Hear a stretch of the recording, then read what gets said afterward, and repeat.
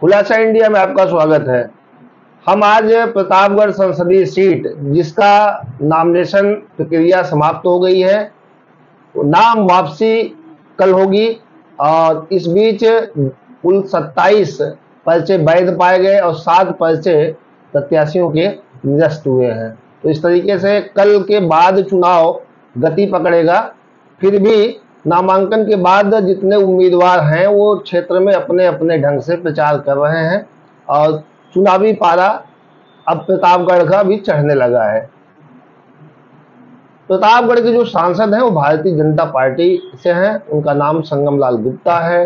प्रतापगढ़ से वो 2017 में अपना दल एस और भाजपा के संयुक्त उम्मीदवार के रूप में चुनाव जीते और विधायक बने और 2019 में भारतीय जनता पार्टी ने उन्हें अपना लोकसभा उम्मीदवार बनाया और 2019 में उन्होंने 1 लाख से अधिक मतों से सपा और बसपा के उम्मीदवार पंडित अशोक त्रिपाठी को शिकस्त दी थी और दूसरी बार इन्होंने भाजपा से अपनी उम्मीदवारी प्रथम सूची में ही तय करा ली और तब से लगातार ये हो रहा था कि संगम लाल गुप्ता जो सांसद है प्रतापगढ़ के वर्तमान में, उनका टिकट कटेगा या बचेगा। इस ऊहापोह में लोग कयास लगाते रहे। पार्टी के भीतर ही भीतरघात होने की बात चल रही थी। नामांकन के दिन डिप्टी सीएम केशव प्रसाद मौर्य आए थे। उन्होंने भीतरघातियों के लिए संदेश खुले रूप में मंच से ही बोला और कहा कि भाजपा में रहकर भीतरघात करने वाले होश में आ जाएं। चुनाव बाद उन्हें चिन्हित करके ठीक कर दिया जाएगा और यदि उनको विरोधी करना है तो वो भाजपा से अलग होके खुलेआम विरोध करें, वो ज़्यादा अच्छा है। इसी बीच कान्हरपुर जो पटेल बाहुल्य क्षेत्र है, कोड़ौत सदर विधानसभा प्रतापगढ़ का ये क्षेत्र है और 7.5 वर्ष तक इस क्षेत्र में संगम लाल गुप्ता विधायक के रूप में, सांसद के रूप में जाते आते रहे। उनके छोटे भाई दिनेश गुप्ता जो कार्य देखते हैं उनका, वो भी जाते आते रहे। तो 2 दिन पहले शाम को उनका चुनाव प्रचार चल रहा था। कान्हरपुर में सपा के कार्यकर्ता हैं, पूर्व प्रधान हैं अशोक यादव और वो सांसद के भाई के काफिले पर पथराव किए और मारपीट की, जिसकी तहरीर संगम लाल गुप्ता सांसद और उनके भाई ने कोड़ौत थाने में दिया।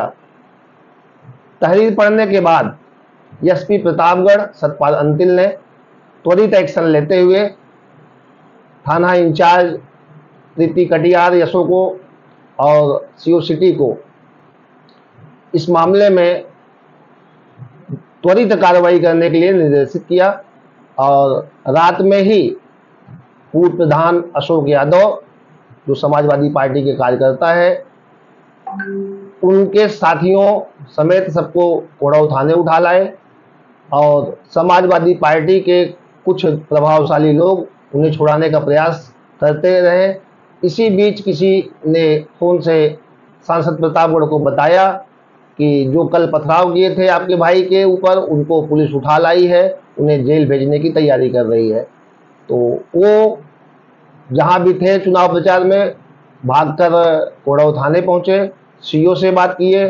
सीओ ने कहा कि कप्तान साहब से बात करिए। कप्तान साहब से बात किए और अपनी तहरीर वापस ले लिए और इस तरीके से उन्होंने कहा कि जो शाम को सुबह का भूला शाम को घर आ जाए, उसे भूला नहीं कहते हैं, गलतियां सबसे होती हैं।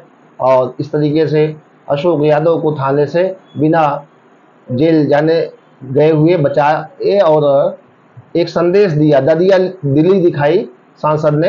अब ये हो सकता हो कि चुनावी स्टंट हो, चुनावी नफा नुकसान हो, ये तो सांसद ही जान सकते हैं। क्या चुनाव के पहले यदि ऐसी घटना होती तो ऐसी ददिया दिली वो दिखाते, या चुनाव बाद उनके मन में अशोक यादव के प्रति ऐसी बात रह पाएगी, या कल जब वो तहरीर वापस लिए तो भूल गए। तो ये तो 4 जून के बाद ही तय हो पाएगा कि सांसद जी अशोक यादव के प्रति कैसी भावना रखते हैं। फिलहाल इस बात को लेके क्षेत्र में काफ़ी इसकी चर्चा रही। आइए हम आपको बताते हैं कि सांसद संगम लाल गुप्ता थाने में अशोक यादव को माला भी पहनाए और उनको बाइज्जत उनके घर छोड़वाए। तो क्या कुछ कहा सांसद प्रतापगढ़ संगम लाल, आपको सुनाते हैं। था काफिले पर हमला हुआ था, फिर भी आपने ऐसी दरियादिली क्यों दिखाई? अब देखिए, सब नौजवान लोग हैं, पढ़ाई कर रहे हैं, और किसी के ऊपर मुकदमा हो जाए बिल्कुल अच्छी चीज़ नहीं है। इसके लिए जब हमें मालूम पड़ा कि इनको जेल भेजने वाले हैं, तो हम रामपुर खास से मैं भाग के आया। नहीं, मुकदमा मत दर्ज करिए, इन लोगों को छोड़ दीजिए। और ठीक है, गलती हो जाती है कहीं जाने अनजाने में, जज्बात में, वैसे भी नौजवान हैं, और गलती अगर हो गई तो उसको क्षमा भी करना चाहिए। गलती और क्राइम में थोड़ा सा अंतर होता है। इन लोगों ने चुनाव प्रचार के दौरान हमला किया। अब नहीं, अब इसको क्राइम नहीं बोला जाएगा। कुछ रहे होंगे, नशा में रहे होंगे, कुछ टेंशन में रहे होंगे। अब उसमें भीड़ में अब कुछ बोला नहीं जा सकता। इसके लिए आपके भाई की जगह कोई दूसरा होता तो तब तो आप कार्रवाई की बात ना करते। देखिए, हम निरंतर हमारे ऑफिस पे भी हम मुकदमा के फेवर में बिल्कुल नहीं रहते हैं, क्योंकि किसी के ऊपर मुकदमा दर्ज होता है तो उसको कचहरी जाना पड़ता है, थाने में जाना पड़ता है, उतना उसका नुकसान होता है।